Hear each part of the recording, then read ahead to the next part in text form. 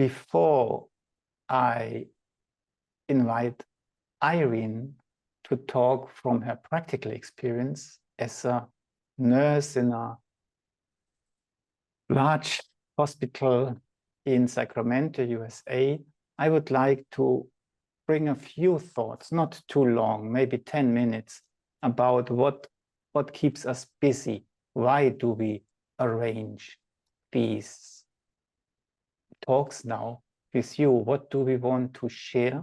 And what do we want to maybe even research together with you?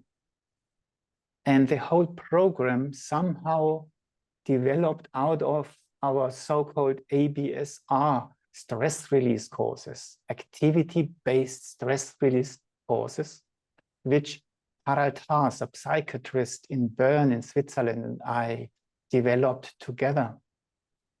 And there we discovered that the eightfold structure means a lot.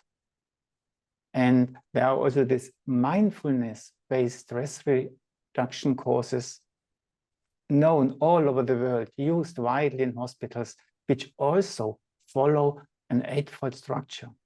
And behind both systems, in one way or the other, stands the sequence of the eightfold path.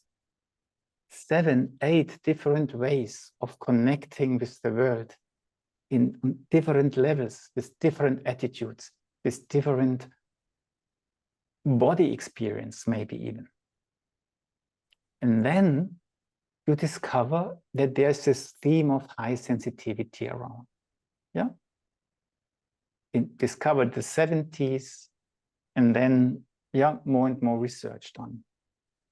And there's still riddles about it, because there are people who enjoy being highly sensitive. But sometimes you can also suffer from, not from being highly sensitive, but from your experience you make through your high sensitivity. And when you then can see, okay, I am also under stress. What does it mean compared to normal stress release programs when you want to deal with stress as a highly sensitive person? And normally with stress, you have to deal with everyday life. Your life puts you under stress. You must cope with the daily challenges of the world, yeah? And then try not to react to triggers, but to act out of yourself, yeah? To be authentic, yeah? And when you manage to do this and take your time out, and so then through your authenticity, a sort of circle can come about, an energy circle, which transforms stress into joyful way of life. That's this stress release programs we also offer. But as a highly sensitive person, you might notice there are people who have stress in work and then they go to relax. They go on the street into a coffee shop, yeah? They go to a party and relax. It does them good. And you, or me as a highly sensitive person, you go there and you cannot relax where others relax. It's too loud. Maybe it's too smelly. You smell something and yeah, 20 meters further down, somebody's smoking. Yeah, and can somebody tell this person, stop smoking? Please, yeah? Or you hear people talk to each other and you notice it's not true. There's something untrue in it. Or you hear a mother and a child somehow communicating, you have the feeling they do not meet. Yeah, or something you notice meaningless things and you start suffering from these things in an environment where others relax. And yeah, we gain energy. Yeah. Or when you work, it can happen that you feel a lot of responsibility, but actually it's you yourself, because you are so sensitive, you connect what you do with so many things that it starts putting pressure on you where others just do their job. Yeah? So you need different, maybe strategies or different attitude to what lives in us. And then, and that's a discovery, if you do it systematically, these things can also turn into something you're really happy that you experience these things. Because one thing already, and you might notice it, know it from yourself, you are highly sensitive, you suffer from it. But most people I know still say, but I do not want to be less sensitive. I want to suffer less, yeah? But I want to stay sensitive. And so it's not about reduction, it's about, maybe not even about transforming, it's about unfolding. And that's where we do research on, and already 2-3 years ago, we have developed our courses. And when you look, just right now, we run a project with a whole bunch of people from all over the world, from Armenia, from Malaysia, yeah, from America, from England, from everywhere, yeah, from Chile, and so on. And that's just the English-speaking group. We have also the German group, we have the Russian group, the Ukrainian group, yeah? And together we explore what's behind it, yeah? And that's also an invitation now when we ask our questions. Let's dive into it. Let's learn what is it about and what does it want to bring to us? And with this question now, I would like to now hand over to Irene. Hello, Irene. I've already said where you're based. You are working in a hospital in a demanding situation. You experience yourself as a highly sensitive person and still say, I do not want to quit my job. I rather yeah, feel more potential in it to develop or whatever. And maybe you want now to speak about, out of your practical experience to us, what does it mean to be highly sensitive in such a demanding environment? Please, go ahead. Thank you. Thank you, Theodor, for inviting me to this conversation. I feel very grateful towards you and all of the Eurythmy for You team with the offerings that you're bringing that have impacted my life, but especially the HSP and Eurythmy has improved the quality of my life so much that I'm here sharing some of my experiences with you.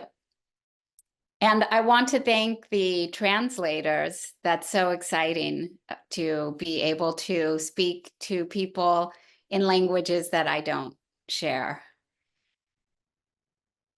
As Theodor said, I am a hospital nurse working in a very busy, hectic, chaotic environment. And I am a sensitive person. I experience many things all the time. And this HSP course has had an overall calming effect on my awakeness.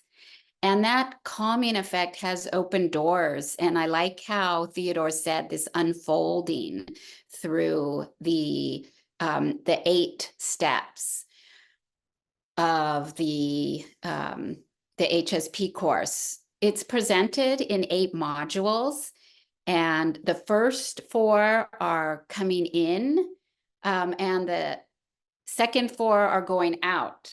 And I chose a module from both ends. The experiences that I want to bring from these 2 modules are from the second module called Perfectionism, and then from the 6th module called Indecisiveness and Worrying. You can imagine as a hospital nurse taking care of very sick people with heart failure, respiratory failure, kidney failure, abdominal bleeding, who need cardiac monitoring, that it's very important to be accurate and very specific and precise. That way I can deliver high quality, safe care to my patients. However, I learned that my love for the details and investigating everything began to cause a hindrance for me in my work life. And so when that came up as a topic, the main topic of Module 2, I felt so grabbed by it. There was one sentence that I just loved. It says, how your accuracy may be beneficial to yourself and others. So I really wanted to learn about that, since I felt that I was suffering a bit under my accuracy. And the first step was gentleness and generosity. Again, I was so intrigued. How do I meet my perfectionism with gentleness and generosity? Of course, that's going to round out those edges of the accuracy, the perfectionism. That made sense to me. But the next exercise was to look at rest and activity. And I learned that when I was asked to look at those aspects of my life, that I was probably going down the track of burnout, because there was a lot of activity in my rest, and there was a lot of activity in my activity. I would say I was overactive. Fortunately, in all the modules, there's Eurythmy to accompany us. So I would love to welcome Theodor back in, and that he could give a little taste of the O, which is the vowel that is accompanied with this module. And in that working with the O, I found rest and activity in a new way that I could then mirror back into my stomping around the hospital, getting things done.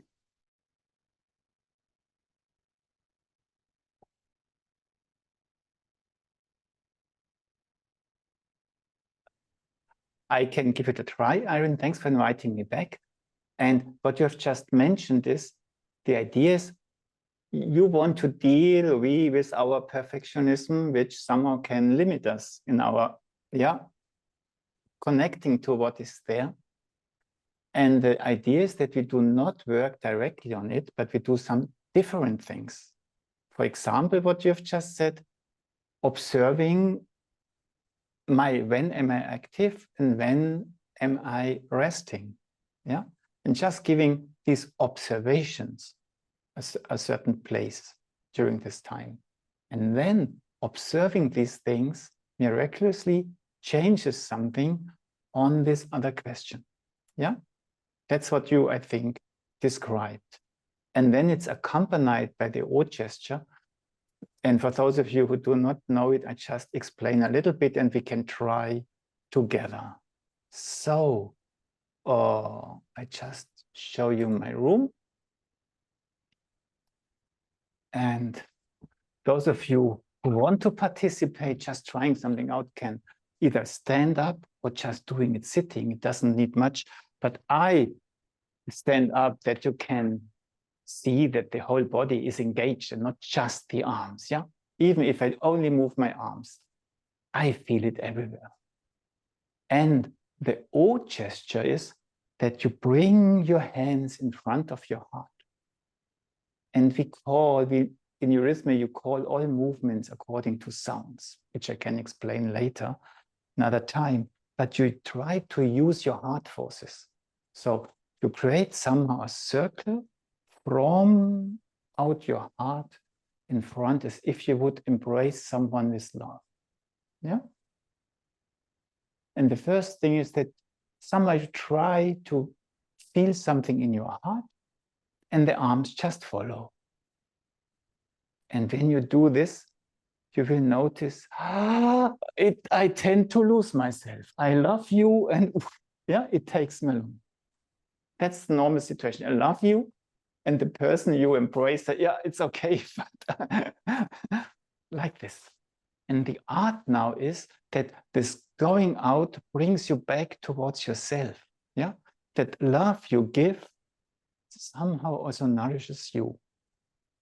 And this you can do that again from your heart. You create this gesture lovingly, and then you somehow continue from your heart to fill this space. And when you fill this space in there, like a balloon which you blow up and blow up, you will feel a certain tension in your arms. But also, because everywhere is this pressure, it starts pushing you back again.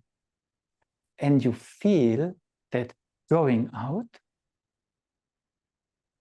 and that filling it with love, warmth, interest, suddenly starts supporting you. And the more I go into my movement, the more I feel supported and held. Yeah? This kind of balance we try to experience in all the cells of our body when we do this. And then this can accompany us in the everyday life also. We give it a last try. From the heart, I lead my arms around. It brings me forward, but then I continue, and going further out even comes back and makes me upright, makes me feeling myself, being with myself, maybe even resting in myself, despite of being active and going out. Okay, come back. Let your hands come back to your heart where you have arrived at the end. Let go and breathe. That's the kind of support Eurythmy can give to these questions Irene has just touched. And now maybe Irene, you take over, and maybe, yeah, what did it do, these kind of exercises, to your work experience or wherever?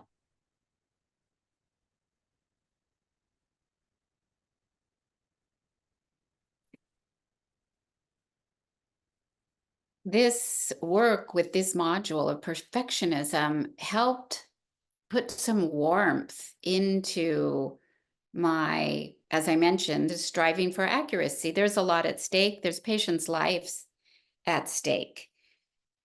And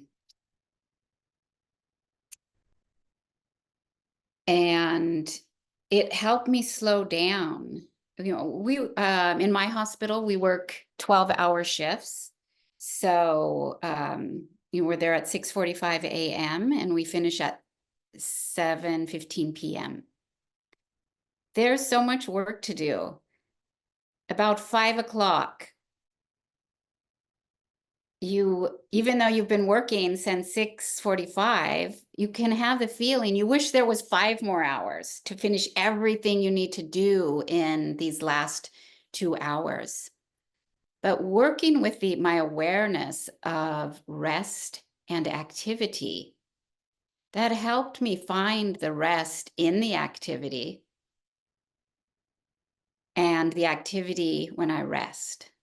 And bringing those together in a very hectic environment, it convinced my body and my mind that I don't have to run as fast to get more accomplished, but to take a measured approach, even in a situation where somebody is having a cardiac arrest. These are some of the senior nurses say, this is a controlled environment. We know what we're doing. We are just taking the steps to save the life. So there's no running and shouting and screaming. It's measured, and it is quite beautiful to see a whole team, maybe 10 people working, and each one having a role and calmly bringing a patient back to life or out of distress. So the modules are quite practical. They've worked quite practical into my life at work, in my personal life as well. Right now, I'm addressing the life as a nurse because it's so one-to-one. I mean, I have perfectionism at work. That is the fact. The module 6 also showed up at my work in the form of, it's California and the sun's coming in, so I'm trying to fight the sun a little bit. Let me see if I can get out of the sun a bit there. No, it's coming up from high. No, let's see. The sun is coming from all around. I'll just work with it.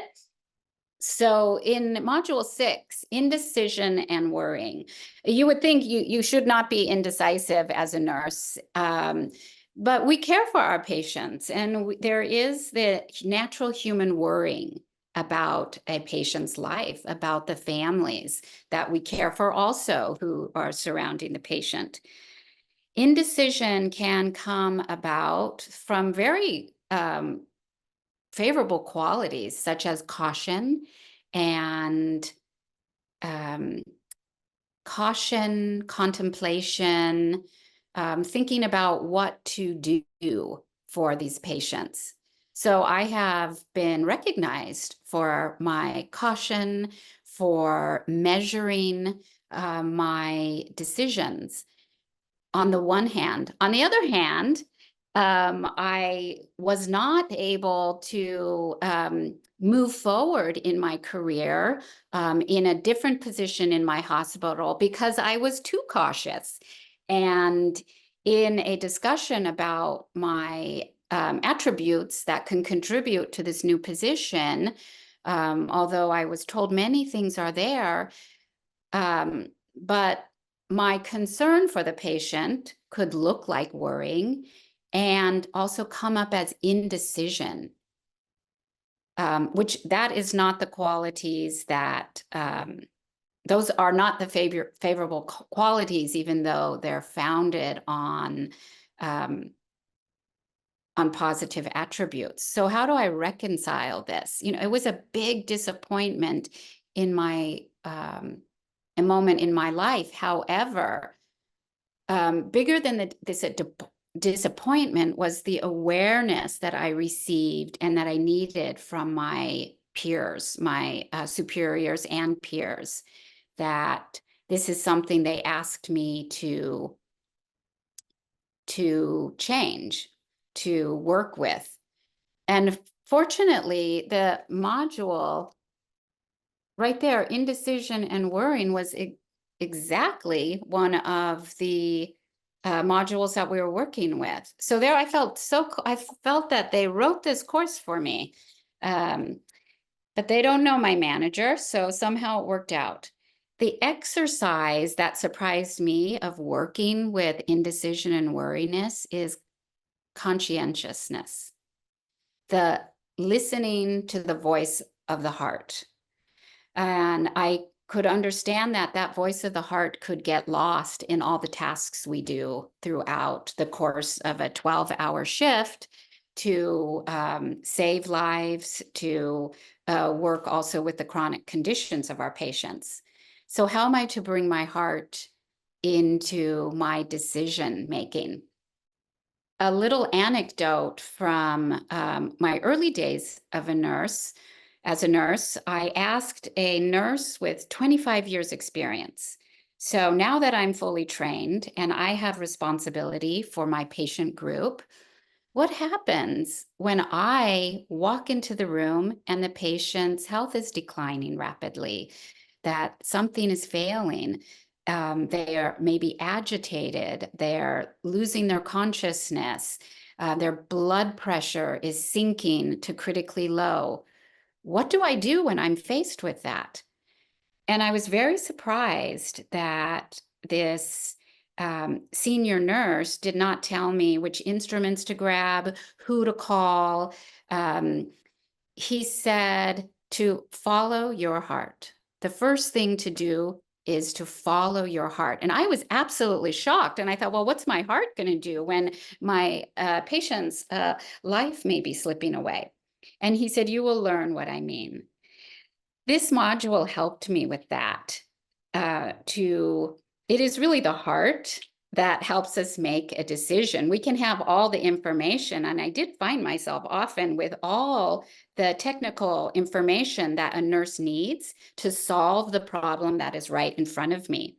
But sometimes in following the heart, there are all these possibilities of what could happen, but merely taking the patient's hand while I'm doing my assessment can give me a lot of information. You know, we cannot just see a patient failing and run out of the room and ask for help. We need to gather information from the patient, and just merely taking that patient's hand or putting the hands on the shoulder to count their respirations is a following my heart into the room, so I can quickly assess what's happening before I call for reinforcements. But many times I found that I had it even within me to solve the problems without escalating care. And that's what the senior nurses were asking me to do, and telling me that I actually can do that within myself. This module really helped me to take that courageous step of using actually what I have within me further, and not asking for permission to save somebody's life, which sometimes, as silly as it may sound, that I did find myself asking, not directly saying, may I save the patient's life, because of course that is our oath to do, but in the way I asked for help, it was as if I was asking for permission. That's how it was perceived, because I wasn't decisive and I was too worried about the patient. So how do we follow our heart into very difficult situations where there are personal crises, our work crises, and even joyful things like getting married can be difficult to follow our heart because it's so exciting. For many of the exercises to actually practice what is in these beautiful modules, for me, the first step was going into the Eurythmy. And I would like to invite Theodor once again to speak to us, to work with us with this beautiful sound, the sound of the heart of the sun, the diphthong, ow, and just to lead us a bit into this foundation for listening to the voice of our heart.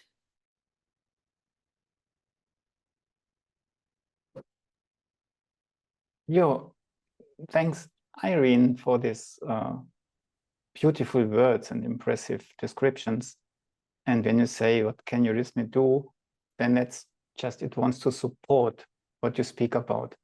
And when you now speak about, okay, indecisiveness, that's where we learn that the head cannot decide. Yeah, the head just gathers the arguments, and there are always pros and cons. Yeah, always. And then we can either get lost and what do I do and ask, or we learn, okay, the head collects the arguments and then I must let go, and decide can only the heart. And the heart, and that's why we practice in a way to listen to the inner voice. And then when I have made a decision from the heart, you just go with it. Yeah, you marry and then you go with it. And you know, it was my decision from my heart. And whatever comes out, it was a decision from my heart. And that gives you the trust and strength to pursue your path. And what can Eurythmy then bring to this? It listens into the sound, ow. And then you notice there's an R, maybe even a slight O, and then ooh, ow, it's a path. And we can give it a try, and I briefly just touch it with you. Those who want to join, you are invited. Please come along. Or you just follow it sitting or watching.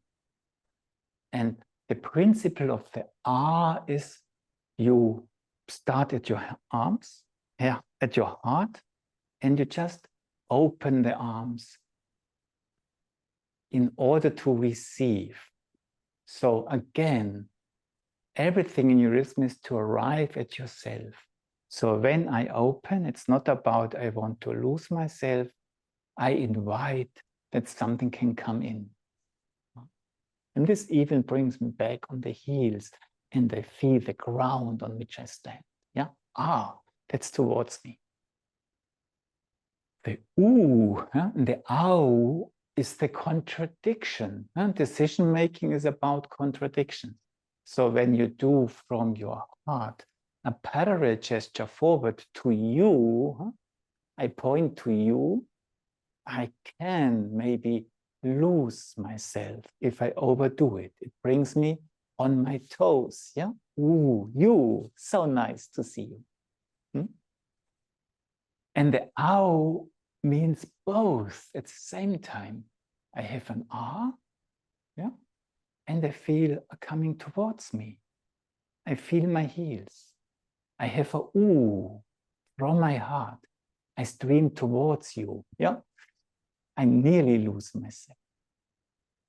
And when I want to do both, yeah, and I do it from my heart, then maybe it's nice to do the ah upwards. Ah, yeah, I receive good forces from my stars. Ah, I come towards me. And then I use only one lower arm to prepare an ooh. And now I create the feeling through my lower arms, maybe one arm of going out. And through my upper arms, I create a feeling of streaming in. Or only one arm streams out and the other one streams in. And I somehow practice to have both. And then let go and come back to your heart. And breathe. And when you do this, you can feel centered because you try to do two opposite things at the same time and you grow within it, like in a tree. So I do the ah, receiving. And this turning around is like Jupiter forces, all forces. Wow, they make it possible. I stream out into the starry world I receive from there. And I listen with my heart, arriving at myself, connected with the big around me, quietly, peacefully. I let go and I try to feel in my cells of my body what I've just been doing. I breathe and I take this feeling along. Next to what Irene said, that I also try to listen to the voice of conscience. In a stress release course on this level, you would do decision-making exercises and notice, I cannot decide, I have to decide with my heart. As a highly sensitive person, you go a step into another dimension, I would say, and then you try to listen, to observe, where do you notice conscience? Not only in yourself, but do you notice somebody acts out of a conscience, of inner impression? And interestingly, this can change a lot. Yeah. And now back to Irene, to your experiences. And maybe you already prepare for questions which Irene could then answer. Irene, did I bring a little bit what you expected me to bring? Yes, thank you very much. And I always get a little different nuance each time we work on this. So I'm excited to continue. It's I like how Theodor said it's an unfolding path. We're not trying to, it's just get better. It's unfolding. And that speaks to me, to just, we are where we're at, and we can unfold even in our crisis. Like, as I said, I had a disappointment at work. However, because I was in this course, it really turned into quite a wonderful gift. And I'm so happy with the position I have, keeping my same job, because it's quite a different job now that I've tamed some of this indecisiveness and worrying, and am more decisive through the voice of my heart. So I told my manager I got a new job. And he said, "You did." And when we work on these things together, when we have a language, so my manager actually participates in some of my questions of how I've integrated this into my workplace, and he appreciates that.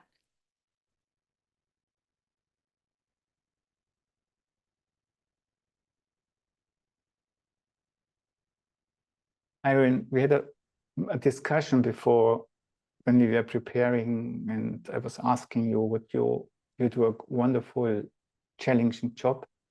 And then you said an interesting sentence. When you were calmed down, your high sensitive impression, the sensory impressions, then doors open up. So something changes. Yeah. Can you say a few words more about it? And everyone who wants to ask questions, please write them in the chat or lift your hand, depending what you prefer. Irene, actually, what say I want to something about the calming down. So actually, what I want to say about that kind of leads back to that question that I've had with you, Theodor. So the first 4 modules, they really had this calming down. And I felt that through the Eurythmy, my nerves were being coated. And then in the last 4 modules, I really met a lot of challenges from the outside in working with the modules. And I had mentioned that once during the course, and Thomas, you had spoke about this coming in and then going out. So that calming was very helpful, but then things got shook up when it seemed that calming seemed to be asking for the world to ask something of me, which maybe when I was in my chaos, those doors weren't open. So they kind of opened some doors and some challenges. Some of them went smoothly, like the work situation. They're not all smoothed over. So that's also something I'm curious about, this coming in and calming and then opening those doors that seemed like things came quite from the outside, that when I opened those doors.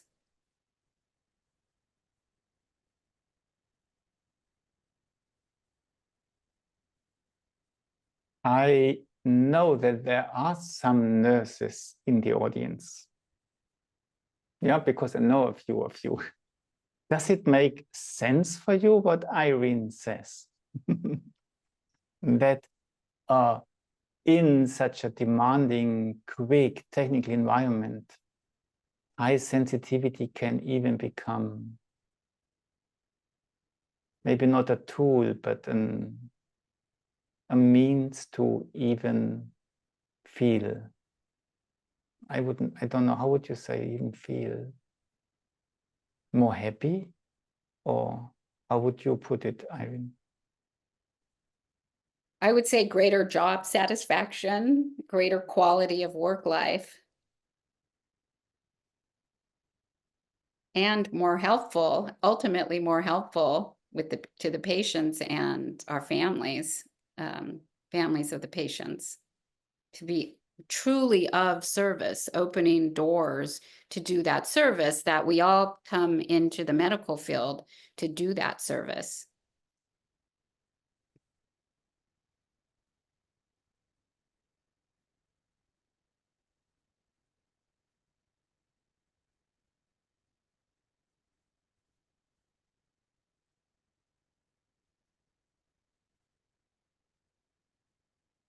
You said, I mean, it's obvious you took part in our course, you take part, you study it, you implement it, and then you noticed it's a path of going in and going out, you call it, huh?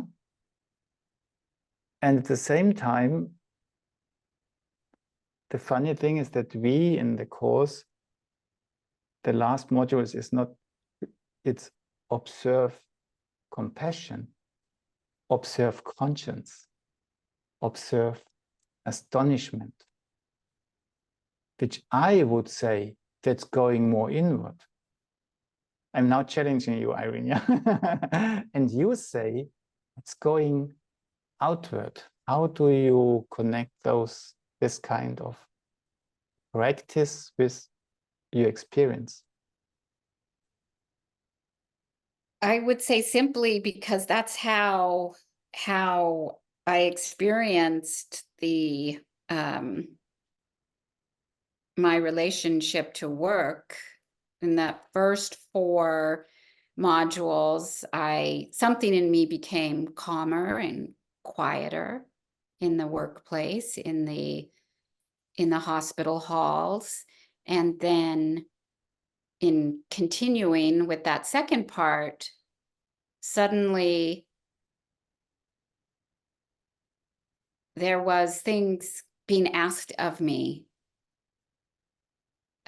Challenges just came, this, quite mirroring the indecision and worrying, and just that observation, kind of, and also a gentle observation. They were sort of checking out whether my peers and supervisors, kind of getting a sense whether they could have that conversation, and they were happy that I was very open about it. But then other things that weren't there before. So I felt that I'm coming in these weeks, and now there's something from the outer world is asking of me. So a coincidence somehow, huh? Seemed like it. You do something and suddenly something comes towards you, yeah, which just responds to what the level you are busy with. Huh? Yes. There was just a hand up. I saw it, and now it's gone. Please lift it again if you want. But then I just bring the question of Helga now. Helga was asking, can you do this ow in practice right now? And now I'm not sure if it's meant if you can do it here, or is it meant, do you practice this out gesture? In what way do you do it? Do you do it also at work? Maybe this is Helga's question. Mm-hmm. And then Renu, I asked you to put yours. Huh? So I did do some of the Eurythmy at work in the, we have some quiet rooms they actually call them rejuvenation rooms. They started that after COVID. So we can go to areas where it's quiet and they're not supposed to use the cell phones and television. And so I did bring some of these exercises into work because I work such long hours, and the recommendation was to try to tap into them rhythmically through the day. And so if I did it at 5 o'clock in the morning, and then when after I finish dinner and shower at 8:30, that's a big gap. So to let them breathe into my life, and I was in the hotspot at work, I did do them, especially there's a protection exercise that I did that one at work the most frequently. And that was for me the most nerve calming. Part of the certificate course, so there's the option of going through the course or going further with the course. So I'm in a certificate program with this course where we found people who had similar interests, and we're actually working with the relationship of HSP with the 12 senses. And what you're speaking about, that empathy, that, that's looking at that higher sense. There's hearing, but there's also the higher sense, touching into that higher sense of the other. And that empathy that you speak to sounds like, to me, the development of that highest sense that we look towards. And there is a correlation that we're working out between the Eightfold Path and the 12-fold Path. We have lots of grids and lines and arrows all jumbled up, but we're trying to digest that. And maybe at some point we'll present something about that. Yeah, you indicated that there are a lot of discoveries still to be made, huh? When now the autism was mentioned by Lisa, huh? How can I create an inner space where high sensitive people are also so open? The whole question with the senses, yeah, you are touching on. So it's a journey, and what we do is not that's how it is, but what lies in high sensitivity, huh, still can be discovered, leads into some sort of meaning in it. And maybe one last question is just coming in from Apine before we close. Irene, would you advise the coming HSP course to other nurses? Yeah. Have you tried to introduce it to your staff or other hospital units? And how did they react if you did so? I discussed it with my manager in the context of an issue that I had with a colleague, and we were deciding what we're going to do with the issue if we needed to go to HR. It was quite a serious issue. And I was on that administrative track, and in that time I discovered the HSP, and it spoke to me. So I asked my manager if we could hold off on making any changes, meetings. And I was curious if this course would help shift my perspective and give me tools of problem solving first, kind of from the inside, colleague to colleague, but with a better, greater perspective. And my manager was so excited about it. So we've discussed about it. I find that some things have to be really digested before bringing them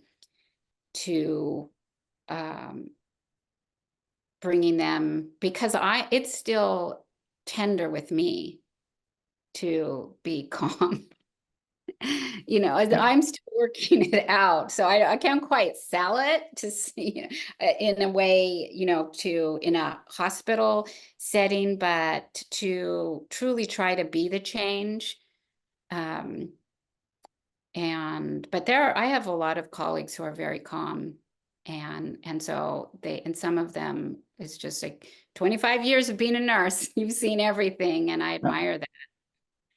So you develop a lot when you work like you in a hospital, and every person meets these kinds of challenges and finds her way to develop. Huh? And yes. I think to Apine's question, you need people who have this question of high sensitivity, then they can meet there. Yeah. So if there are groups of nurses who would like to work on it, there is a possibility to form a group together and then go through it. I just show it to you briefly. before I come back to you, Irene, before we finish off. This is, I think, this one here. This is what we tried to bring in a 2 weeks time, a course, 10-week course for highly sensitive people. And there are group prizes, so that if people want to do something together, you can do it. And what Irene said is that the discovery in a way is that you can go through a sort of structure. You can have themes, so overexcitability, perfectionism, getting lost in your thoughts, boundary problems, emotionality, indecision, overstimulation, These are they touch different levels in us. And Irene just brought that touching them, each one for itself is meaningful and can bring a lot. And the conference, will go on. Irene has today presented or introduced us into that it is meaningful to be busy with high sensitivity. And Anne Heinze will come in 2 days. And she has experience of 20 or 30 years really working with high sensitive people. She's a coach, and she's a lot of experience also in relationship partnerships, and also what sexuality means, love. And I think it's very, very worthwhile meeting her. You're all invited to come back on Friday. Who was not here today will leave, and you all will get the replay and just send it forward if you found it interesting. I'm so amazed, Irene, from what you brought and from the authenticity you could speak from. Thank you so much for being with us. It's a pleasure having you here.